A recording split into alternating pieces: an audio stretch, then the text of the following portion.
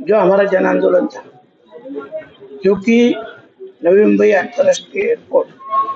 जिसके नामांतरण का जो सब्जेक्ट है 11 साल से प्रलंबित है, 11 साल से लोगों की मांग है, आज तक उसमें कुछ भी नहीं हुआ है। और एक बात कहने को बहुत ही गर्व से कहते हैं हम कि हमारे समाज के भूमिपुत्रों के सभी समाज के सभी नेताओं ने एक मत से ये मांगनी की है कि ये अंतर्राष्ट्रीय एयरपोर्ट को दीवा पाटिल साहब का नाम दिया जाए और इसकी दखल महाराष्ट्र के विधानसभा हो या विधान परिषद हो, दोनों सभागृहों ने इसकी दखल भी ली और उन्होंने भी एक मत से प्रस्ताव केंद्र सरकार को भेजा है। 3 साल से भी ज्यादा हो गए ये प्रस्ताव केंद्र सरकार के पास प्रलंबित है और हम यही चाहते हैं कि जल्द से जल्द इसका नामांतरण हो और राष्ट्रीय नेता स्वर्गीय दीवा पाटिल साहब जिनका नाम इस एयरपोर्ट को दिया जाए। फिलहाल हम 22 तारीख को आंदोलन करने वाले थे, पर 16 तारीख से जो इलेक्शन अनाउंस हुआ जिसकी आचार संहिता लगी और आचार संहिता के कारण पुलिस ने हमारे आंदोलन को जो परमिशन चाहिए थी वो नहीं दिया, उसको नकारा है। पर आने वाले 25 तारीख को जो एयरपोर्ट पे टेक ऑफ लैंडिंग चालू होने वाला है उसका हम निषेध करते हैं और वो निषेध हर गांव में, हर मोहल्ले में,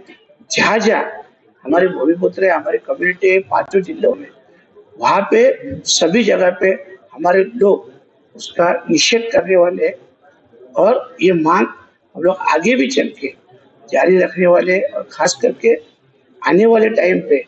जैसे ही आचारसंहिता खत्म हो जाएगी तो लवकरात ते नाव द्यावं म्हणून मागे आम्ही कार रॅली देखील काढली, परंतु अजूनपर्यंत त्याचा काही निर्णय निघाला नाही आणि मग 2 डिसेंबरला 22 डिसेंबरच्या आंदोलनाची हाक दिली।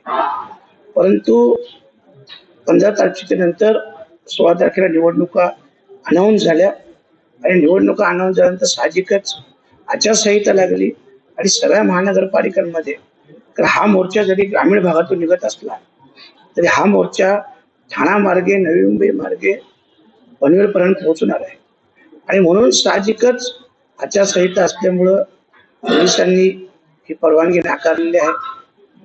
शेवटी जरी आपण आंदोलन करत असलो, लोकशाही राज्य असलं तरी सुद्धा कायद्यांचं देखील पालन करणे ही आपली सगळ्यांची जबाबदारी असतो आणि म्हणून आम्ही तात्पुरतं हे आंदोलन स्थगित केलेलं आहे। परंतु पुन्हा जशी आचारसंहिता संपेल